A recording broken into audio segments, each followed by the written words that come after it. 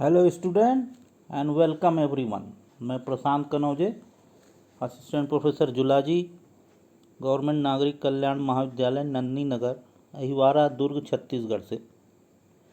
आज हम MSc zoology semester 4 के पेपर फर्स्ट के यूनिट 3 का एक टॉपिक ले रहे हैं, composition and function of blood. यहाँ हम ब्लड के कंपोजिशन और उसके फंक्शन का स्टडी करेंगे।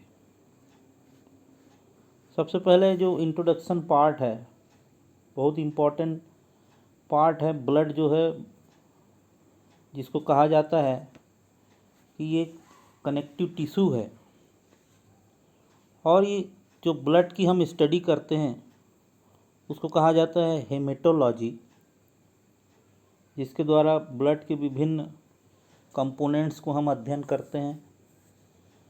उसमें इसको कहा जाता है हेमेटोलॉजी। और ये फ्लूइड जो है कनेक्टिव टिश्यू है, जो पूरे बॉडी में सप्लाई होता है। और यह जो ब्लड है एक मेथड प्रोवाइड करता है communicating between cells and different part of the body. तो ब्लड जो है पूरे शरीर को बांध के रखता है और हाईली कॉम्प्लेक्स फ्लूइड है। Blood is the medium of transportation of all the substance. यह एक मीडियम है जो पूरे सब्सटेंस का ट्रांसपोर्ट करता है। पूरे शरीर में ट्रांसपोर्ट जो है इसी के माध्यम से होता है। और ये जो ब्लड है मुख्य रूप से दो पार्ट में कंपोज्ड होता है, एक प्लाज्मा और दूसरा सेल्स। तो जो ब्लड है, ये जो ब्लड जो इम्पोर्टेंट पार्ट है, जो शरीर के लिए बहुत सारे फंक्शंस करते हैं, और इसको संयुक्त रूप से कहा जाता है द रिवर ऑफ लाइफ। तो ब्लड को हम रिवर ऑफ लाइफ कह सकते हैं। तो आइए देखते हैं कंपोजिशन ऑफ ब्लड। ब्लड का जो संगठन है वो क्या क्या इसमें पाया जाते हैं। तो जो ब्लड है यह निम्न भागों में बटा होता है। ये इसके 4 पार्ट हैं। प्लाज्मा, जैसा कि अपन डायग्राम में देख रहे हैं, प्लाज्मा जो है 55% है, सबसे ज़्यादा यही पाया जाता है, जिसमें water, ions, protein, nutrient, waste, gases सभी पाए जाते हैं। दूसरा पाया जाता है आरबीसी, इरेथ्रोसाइट्स, जिसको रेड ब्लड कॉर्पस्कल्स कहते हैं, 44% ये पाया जाता है। फिर उसके बाद पाया जाते हैं 1% में ल्यूकोसाइट्स और ब्लड प्लेटलेट्स। ल्यूकोसाइट्स को WBC भी कहा जाता है और ब्लड प्लेटलेट्स भी पाए जाते हैं। तो ये जो वैरायटी है ब्लड की, ये ब्लड के कंपोजिशन का निर्माण करती है, और इसको सेलुलर कंटेंट्स ऑफ ब्लड भी कहा जाता है। सबसे पहले लेते हैं प्लाज्मा। प्लाज्मा आखिर है क्या? प्लाज्मा जो है, जो फॉलोइंग कंस्टिट्यूएंट से बना होता है। पहला है वाटर, 90 से 92% इसमें प्लाज्मा में पानी पाया जाता है। तो जो ब्लड में पहला भाग जो है प्लाज्मा, जो कि फेंट येलो कलर का होता है, एल्कलाइन होता है, विस्कस फ्लूइड है, इसमें पानी पाया जाता है 90 से 92%। दूसरे नंबर में आता है प्लाज्मा प्रोटीन, जैसे serum albumin, serum globulin, fibrinogen, prothrombin. ये होते हैं प्लाज्मा के प्रोटीन। और ये क्या काम करते हैं? ये ब्लड के विस्कोसिटी को बढ़ाते हैं और ब्लड प्रेशर को मेंटेन करते हैं। इसमें जो सीरम एल्बुमिन है ये लीवर से बनता है। सीरम जो ग्लोबुलिन है ये लिम्फोसाइट से डिराइव्ड होता है। और फाइब्रिनोजन जो है ये लीवर से बनता है, ब्लड क्लॉटिंग में मदद करता है। और प्रोथ्रम्बिन जो है ये फैक्टर 2 के नाम से जाना जाता है, ये भी लीवर से ही फॉर्म होता है, ये भी ब्लड क्लॉटिंग में मदद करता है। तीसरा जो पार्ट आता है वो आता है मिनरल साल्ट का, जिसमें सोडियम क्लोराइड और सोडियम बाइकार्बोनेट्स पाए जाते हैं। इसके अलावा स्मॉल अमाउंट में potassium, magnesium, phosphorus, calcium, iron, copper, iodine भी प्लाज्मा में पाया जाता है। मिनरल साल्ट जो है ये सेल फॉर्मेशन के लिए नेसेसरी होता है। Mineral salt are necessary for the cell formation, the contraction of muscles के लिए ये इम्पॉर्टेंट है। ट्रांसमिशन ऑफ नर्व इम्पल्स के लिए मिनरल साल्ट इम्पॉर्टेंट है। And to maintain the balance between acid and alkaline in the body, इसके लिए mineral salt important है। तो कुल मिला के प्लाज्मा में पाए जाने वाले ये जो मिनरल साल्ट है ये बॉडी के लिए बहुत ही इम्पॉर्टेंट रोल अदा करते हैं। उसके बाद nutrient material. Neutral material chemical compounds of protein, fat and carbohydrate. जब डाइजेशन होता है तो फूड पार्टिकल जो है केमिकल कंपाउंड में टूटता है। तो जो जनरली हम कार्बोहाइड्रेट, प्रोटीन और फैट खाते हैं वो उसका केमिकल कंपाउंड बनता है amino acids, glucose, fatty acids, glycerol and vitamins. ये सब एब्जॉर्ब होता है ब्लड में और ब्लड प्लाज्मा में पहुंचता है एलिमेंट्री कैनाल के थ्रू। और ये जो मटेरियल्स हैं ये बॉडी फंक्शंस के लिए इम्पॉर्टेंट है। These are the nutrient material which are required to maintain the body function. तो ये जो केमिकल कंपाउंड जो प्रोटीन, फैट, कार्बोहाइड्रेट के हैं ये ब्लड प्लाज्मा में आता है और पूरे बॉडी में ट्रांसफ़र किया जाता है।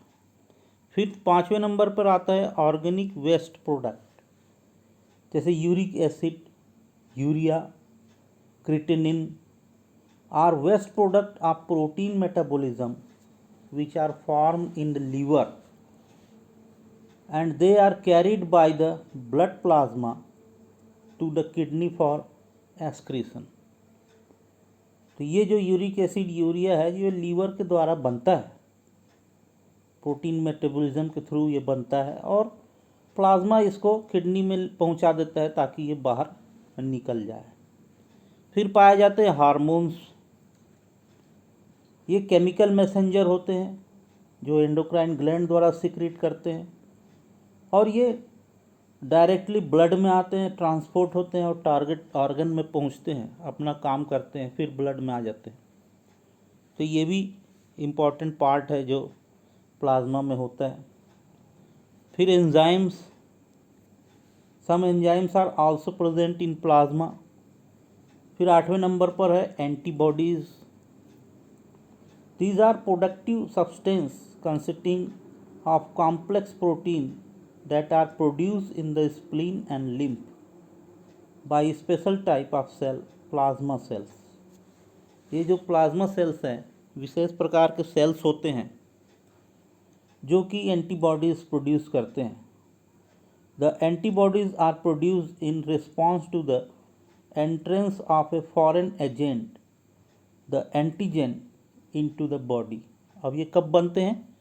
जब शरीर में फॉरेन मटेरियल प्रवेश करता है जिसको एंटीजन कहा जाता है, तब ये जो है एंटीबॉडीज़ बनते हैं और प्लाज्मा में पहुंचते हैं। फिर 9th है गैसेस। ये जो है स्मॉल अमाउंट में पाए जाते हैं जैसे oxygen, carbon dioxide and nitrogen. ये प्लाज्मा में डिज़ोल्व रहते हैं। तो ये था ब्लड का प्लाज्मा। इसके बाद लेते हैं next component of blood, erythrocytes और आरबीसी या रेड ब्लड कॉर्पसल्स। ये जो है इरेथ्रोसाइट्स जो है, आरबीसी जो है मोस्ट न्यूमरस एलिमेंट है ब्लड का। इसके अंदर हीमोग्लोबिन पाया जाता है, जिसके कारण इसका कलर जो है रेड होता है, क्योंकि रेस्पिरेटरी पिगमेंट है रेड कलर का।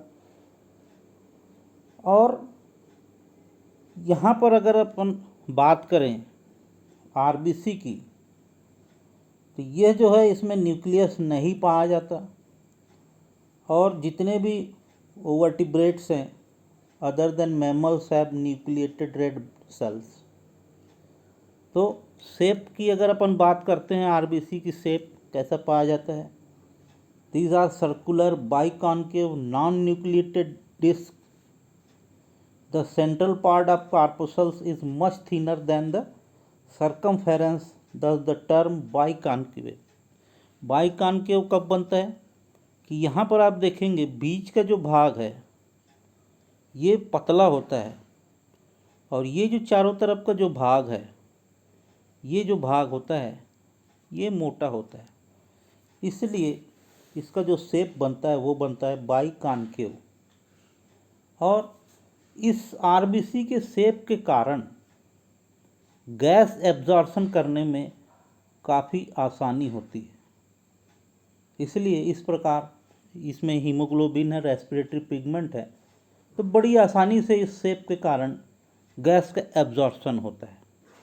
यदि साइज की बात करें तो जो लिविंग कार्पोसल्स है मैन में वो 8.5 म्यू डायमीटर होता है।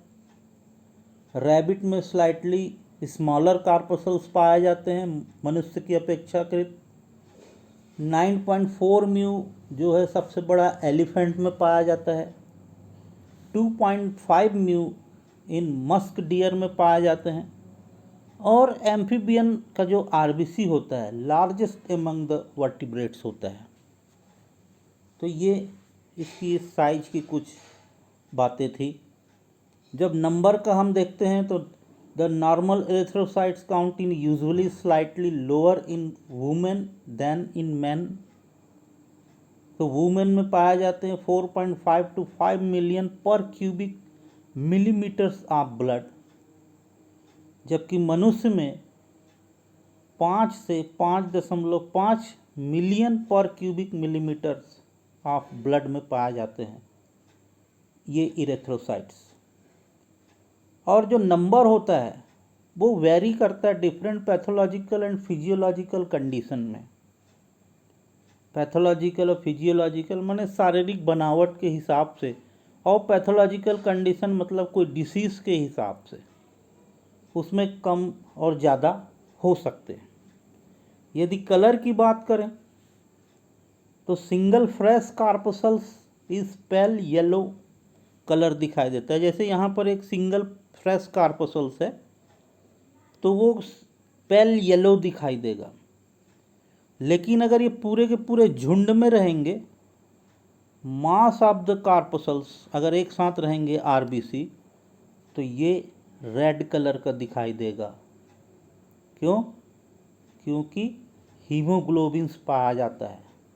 Single fresh corpuscles is pale yellow, but when the corpuscles are seen in a mass, the hemoglobin gives the characteristic red color। ये इम्पोर्टेंट इसका करेक्टर है। यदि स्ट्रक्चर की बात करें तो इरेथ्रोसाइट जो है सराउंडेड रहता है थिन और पतली एक मेम्ब्रेन से, सेमी परमिएबल प्लाज्मा मेम्ब्रेन से घिरी रहता है। ये जो इरेथ्रोसाइट्स है ये प्लाज्मा मेम्ब्रेन्स, पतली प्लाज्मा मेम्ब्रेन से घिरी रहती है, और जो लिपिड प्रोटीन कॉम्प्लेक्स का बना होता है, और ये बहुत ही इलास्टिसिटी और सेमी परमिएबल काम करती है। सेमी परमिएबल मतलब ये आधी परमिएबल है, इम्पॉर्टेंट चीज़ को अंदर जाने देती है, बाकी को नहीं जाने देती। और nucleus, cytoplasmic organelles, endoplasmic reticulum, Golgi apparatus, centriole, mitochondria were lost in the later stage of development. इसमें जब लास्ट स्टेज का जो डेवलपमेंट होता है उसमें ये ख़त्म हो जाते हैं। इस प्रकार ये था इसका स्ट्रक्चर। यदि फिजिकल प्रॉपर्टीज़ देखते हैं आरबीसी की, तो फिजिकल प्रॉपर्टीज़ में रेड कार्पोसल्स जो होते हैं सॉफ्ट होते हैं, फ्लेक्सिबल होते हैं, इसलिए कि ये बेंडिंग अच्छे से हो सके, स्क्वीजिंग अच्छे से हो सके, डिफॉर्मेशन अच्छे से कर सकें, क्योंकि ये बहुत ही पतली महीन कैपिलरीज से प्रभावित होते हैं, इसलिए इनमें फ्लेक्सिबिलिटी पाई जाती है, सॉफ्टनेस पाया जाता है। ये इसका फिजिकल प्रॉपर्टीज़ है। अब केमिकल कंपोजिशन 7वें नंबर पर, the respiratory pigment of red corpuscles is haemoglobin. Haemoglobin तो इसमें पाया ही जाता है। It is a complex protein having iron, और उसमें आयरन पाया जाता है जो कि कॉम्प्लेक्स प्रोटीन है और जो कि मेन भाग बनाता है हीमोग्लोबिन का। इसके अलावा इरेथ्रोसाइट्स में जो है 49% protein, 44% lipid, 7% carbohydrate, 26 core molecules of hemoglobin are packed in the intercellular framework of red corpuscles। तो ये इसका केमिकल कंपोजिशन है, जिसमें हीमोग्लोबिन के साथ में प्रोटीन, लिपिड्स, कार्बोहाइड्रेट्स पाए जाते हैं। यदि फॉर्मेशन की बात करें, कहाँ से ये इनका निर्माण होता है, जिसको कहा जाता है इरेथ्रोपोएसिस। आरबीसी के निर्माण को, the formation of RBC is known as erythropoiesis. तो ये फॉर्मेट होते हैं लीवर से, स्प्लीन से एंड लिम्फ नोड से। एम्ब्रियो के केस में जब एम्ब्रियो बनता है तो आरबीसी बनता है लीवर, स्प्लीन और लिम्फ नोड से, लेकिन जब एडल्ट हो जाता है तब ये बनता है रेड बोन मैरो से। अब रेड बोन मैरो कहाँ पाया जाता है? ये बड़े बड़े बोन्स में पाए जाते हैं। बोन्स जो कि होते हैं जैसे वर्टिब्रा है, क्रेनियम है, स्टर्नम है, क्लेविकल है, स्कैपुला है, इनके बीच में बोन मैरो पाया जाता है। और जो प्रोसेस है उसको, आरबीसी के बनने की प्रोसेस को कहते हैं इरेथ्रोपोएसिस, और ये 72 घंटे में पूर्ण होती है। तो 72 घंटे में इरेथ्रोसाइट्स का निर्माण होता है। इसके बाद लेते हैं इसका metabolism. The mature mammalian erythrocyte lack mitochondria. Mitochondria में इसमें अभाव होता है, hence the cytochrome system is absent. तो साइटोक्रोम सिस्टम एब्सेंट होता है। And the tricarboxylic acid cycle is not evented. The energy of the mature erythrocyte is supplied primarily by anaerobic glycolysis and the phosphogluconate pathways में ये पहुँचते हैं। इस प्रकार इसका मेटाबॉलिज्म पूर्ण होता है।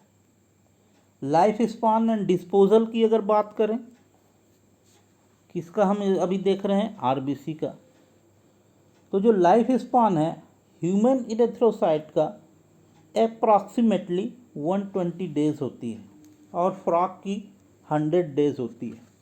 120 दिन में इसका लाइफ स्पान होता है ह्यूमन आरबीसी की। और जब ये पुराना हो जाता है तो सेल ब्रेक डाउन करके उसको स्प्लीन और जहाँ पर भेजना है वो नए सेल्स के निर्माण के लिए भेज दिया जाता है। तो इसमें जो हीमोग्लोबिन पाया जाता है उसका आयरन यूज़ कर लिया जाता है प्रिपरेशन नए हीमोग्लोबिन के लिए। The protein part of the erythrocyte is converted to substance called biliverdin, और जो प्रोटीन जो पार्ट है वो कन्वर्ट हो जाता है बिलवर्डिन में, और ये ऑलमोस्ट कम्प्लीटली चेंज हो जाता है बिलरुबिन में, जो कि बाइल का पिगमेंट्स है, लीवर प्रोड्यूस करता है, ये येलो पिगमेंट है। इसके बाद while circulating in the blood, bilirubin is bound to the plasma protein albumin. Bilirubin कहाँ बाइंड हो जाता है? प्लाज्मा प्रोटीन एल्बुमिन में। It is carried by splenic and portal vein to the liver, where it is again changed into the conjugated form and excreted in the bile as a bile pigment. तो ये जो है फिर से bile pigments के रूप में excreted कर दिया जाता है। इस प्रकार इसका लाइफ स्पान एंड डिस्पोजल की प्रक्रिया होती है। और फंक्शन क्या है? फंक्शन जो कि इम्पॉर्टेंट फंक्शन है, चूँकि हीमोग्लोबिन इसमें पाया जाता है, ऑक्सीजन कैरियर है, लंग से ऑक्सीजन लेकर टिश्यूज़ में ले जाता है, सेल में ले जाता है।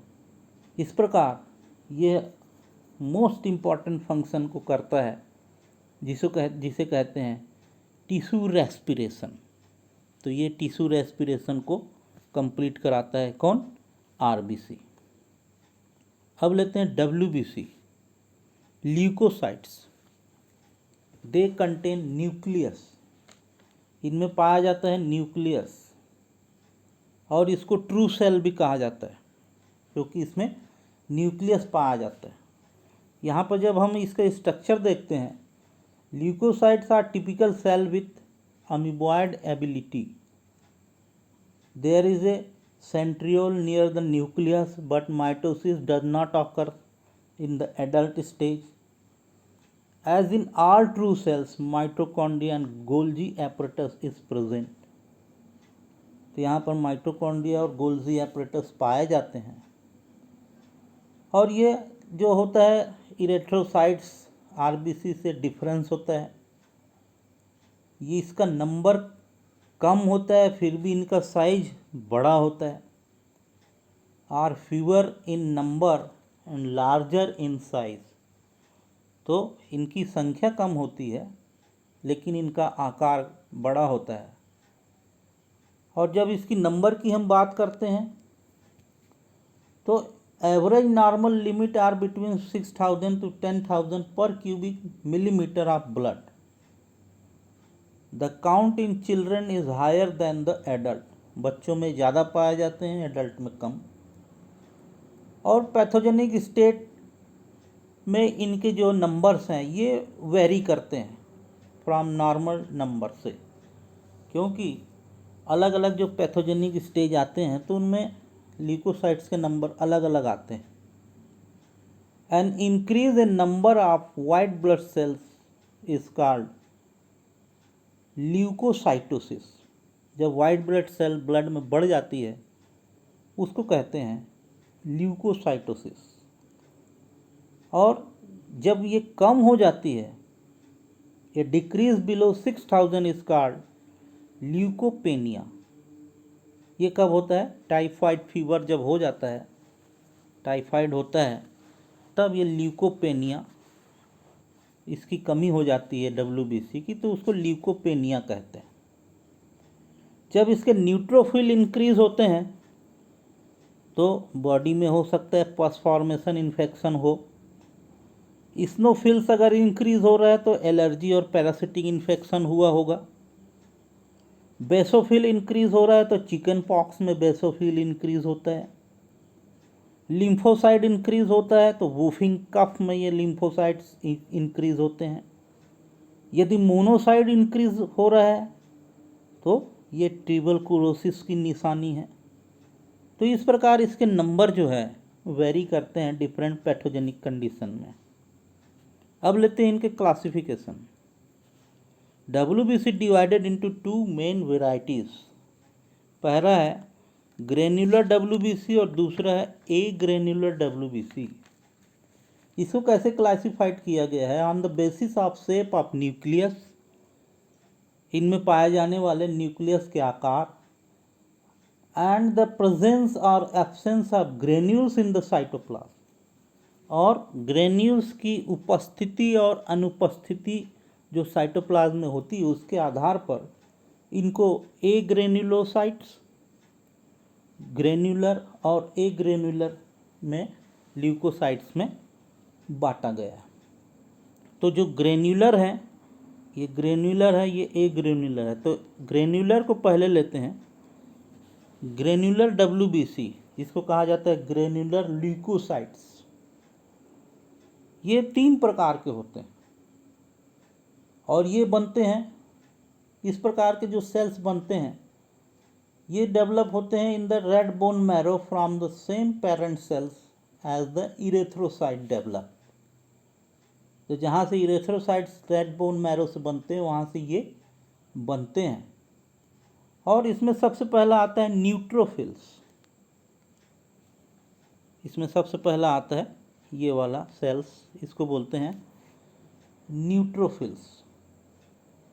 तो ये जो न्यूक्लियस होता है इसका 3 से 5 लोब में पाए जाते हैं और एक दूसरे से थिन क्रोमेटिन थ्रेड से कन्वर्ट होते हैं। ये 1 लोब है, ये 2 लोब है, ये 3 लोब है और ये पतले थ्रेड से कनेक्ट है एक दूसरे से। और अगर कम लोब है तो अगर मान लो ये 3 से कम लोब इसमें पाए जाते हैं तो ये जो न्यूट्रोफिल है मैच्योर नहीं हुआ होता, उसमें कम होते हैं। तो इस प्रकार का जो है न्यूक्लियस दिखाई देता है वो न्यूट्रोफिल्स कहलाता है। About 3% of neutrophils from a female show the sex chromatin attached to one of the nuclear lobes by thin stalk forming the so-called drumstick chromosomes। तो इसमें ड्रमस्टिक क्रोमोसोम्स जो है दिखाई देता है। और फंक्शन क्या है, न्यूट्रोफिल्स का जो इम्पोर्टेंट फंक्शन है ये protect the body against the invention of bacteria. ये बैक्टीरिया से बॉडी की रक्षा करते हैं और ये विशेष प्रकार के फैगोसाइटिक नेचर के होते हैं जो कि फॉरेन पार्टिकल को किल करके ऑर्गेनिज्म को डाइजेस्ट कर लेते हैं। इस प्रक्रिया को कहा जाता है फैगोसाइटोसिस और इस सेल्स को कहते हैं फैगोसाइटिक सेल्स। ये था न्यूट्रोफिल्स।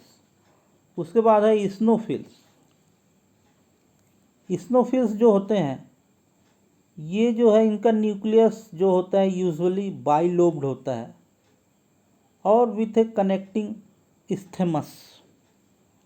जो इस्नोफिल्स है ये बाइलोब न्यूक्लियस होते हैं और ये कनेक्टिंग इस्थेमस होते हैं, दोनों एक दूसरे से कनेक्शन होता है। और इनका फंक्शन क्या होता है, ये एंटीजन और एंटीबॉडी रिएक्ट करने वाले जो होते हैं इसको इनगल्फ करते हैं। Allergy condition such as asthma and parasitic infection of the digestive tract they are increase the number.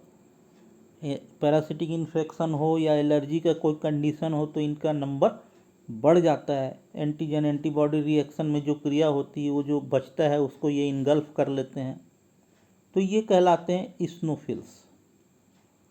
और फिर तीसरा होता है बेसोफिल्स, ये कहलाते बेसोफिल्स। इनका जो न्यूक्लियस है ये एस शेप्ड का होता है, जनरली एस आकार का होता है, स्फेरल होता है और ऑलमोस्ट कवर्ड होता है। नॉन फैगोसाइट्स इसको कहा जाता है। इनको जो है नॉन फैगोसाइट्स सेल्स कहा जाता है। और बेसोफिल्स जो है actively amoeboid and ingested small particle like carbon. तो ये अमीबॉयड और स्मॉल पार्टिकल को इंजेक्शन का काम करते हैं। फिर उसके बाद आता है ए ग्रेन्युलर WBC, ए ग्रेन्युलर ल्यूकोसाइट्स। ये होते हैं जिसमें कि ग्रेन्यूल्स नहीं पाए जाते इनके साइटोप्लाज्म में। इसमें 2 प्रकार के होते हैं, लिम्फोसाइट्स, मोनोसाइट्स। तो पहले लेते हैं लिम्फोसाइट्स। ये होते हैं large small lymphocyte closely resemble each other and differ only in size. ये साइज में डिफर होते हैं। लिम्फोसाइट काफ़ी लार्ज साइज के भी होते हैं। Small lymphocyte are most common in the blood. जो स्मॉल लिम्फोसाइट होते हैं वो बहुत ही कॉमन होते हैं ब्लड में। They are relatively larger than the red blood corpuscles. RBC से ये बड़े होते हैं। और ये जो होते हैं कहाँ से बनते हैं, लिम्फेटिक टिश्यूज से बनते हैं। स्प्लीन, लिम्फ नोड, टॉन्सिल, ये जो है इनसे इनकी ओरिजिन होती है। और ये इनका फंक्शन जो है, lymphocyte are connected with the process of immunity, ये रोग प्रतिरोधक क्षमता बढ़ाने के लिए उपयोगी होते हैं। ये serum globulin, beta alpha globulin, plasma protein, antibodies, antitoxin, ये सब प्रोड्यूस करते हैं। और ये जो है इंजुरी और वुंड हीलिंग, घाव को जल्दी भरने में मदद करते हैं। तो ये था लिम्फोसाइट्स। फिर आते हैं ये मोनोसाइट्स। ये होते हैं लार्जेस्ट ल्यूकोसाइट्स, बड़े होते हैं, काफ़ी बड़े सेल्स होते हैं और बहुत कम नंबर में पाए जाते हैं। इनका nucleus vary from oval round and indicate to kidney shape. तो ये जो है किडनी शेप भी होता है, ओवल शेप भी होता है, राउंड शेप भी होता है। इनकी जो ओरिजिन है, मोनोसाइट्स ओरिजिनेट होते हैं। और ये जो होते हैं lymphatic glands, lungs, spleen, liver organ में ये जो है रेटिकुलो एंडोथेलियो सिस्टम के द्वारा ओरिजिनेट होते हैं। और इनका जो फंक्शन है, ये क्लोजली रिजेंबल करते हैं न्यूट्रोफिल और एक्टिवली मोटाइल होते हैं, फैगोसाइटिक नेचर के होते हैं। और जो कि न्यूट्रोफिल से पास में बिल्कुल काम करते हैं। न्यूट्रोफिल जैसे ही फैगोसाइटिक नेचर्स होते हैं, माइक्रो ऑर्गेनिज्म को इंजेस्टेड करते हैं, जो कि फॉरेन पार्टिकल होता है। तो इस प्रकार ये जो है वाइटल सेल्स होते हैं WBC के। तो ये था वाइट ब्लड कार्पसल्स। इसके बाद लेते हैं blood platelets. These are protoplasmic disc help in blood clotting.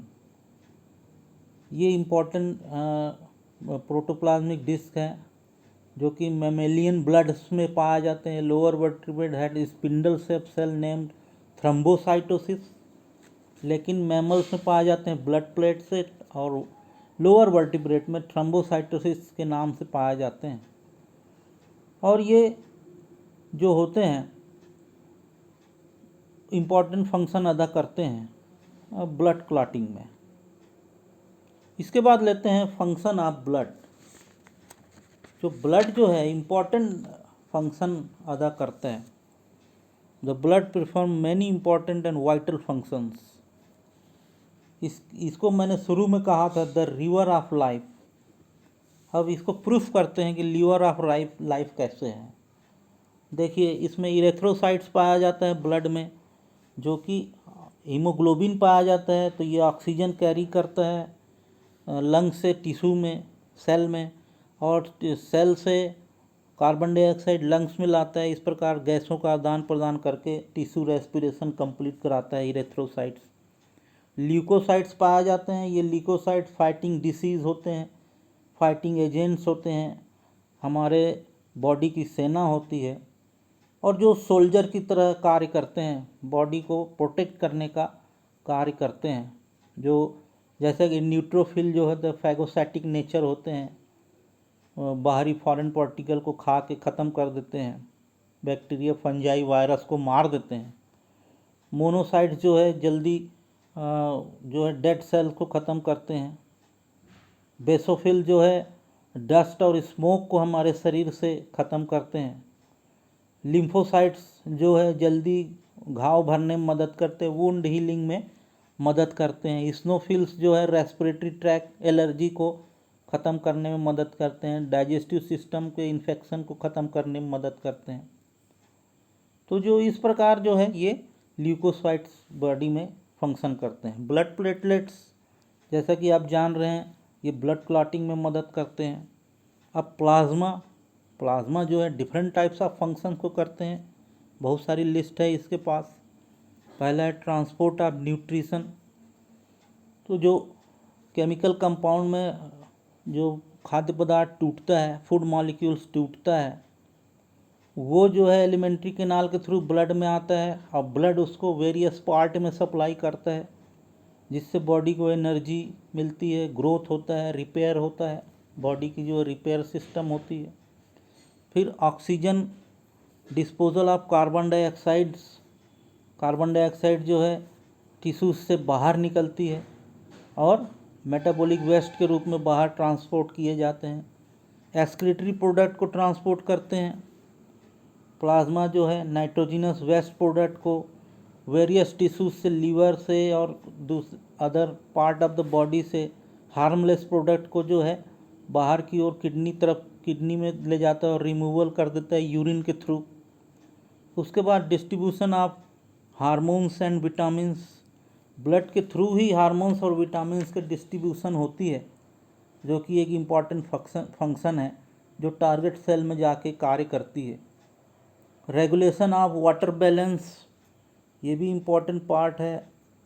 शरीर में जो प्लाज्मा है, वाटर टिश्यूज़ का जो बैलेंस है वो सब बना के रखती है और it regulate the water balance of the animal के वाटर बैलेंस को बना के रखती है। और जो एक्सेस होता है वो किडनी के थ्रू एलिमिनेट कर दिया जाता है। ऑस्मोटिक बैलेंस है, plasma protein and various mineral ion in the plasma maintain osmotic balance, pH balance, buffer capacity जो टिश्यू सेल में मेंटेन करती है। प्रोटेक्शन अगेंस्ट डिसीज़, विभिन्न प्रकार के रोगों से हमको बचाव करती है। Immunoglobulin of the plasma act as a antibodies that neutralise the harmful effect of foreign agent in the body. They also form basis of the blood types. तो इस प्रकार ये जो है प्लाज्मा जो है बॉडी को प्रोटेक्ट करती है डिसीज़ से। रेगुलेशन ऑफ बॉडी टेम्परेचर, शरीर के टेम्परेचर को प्लाज्मा जो है रेगुलेट करता है और जो है शरीर को एक निश्चित तापमान प्रदान करता है।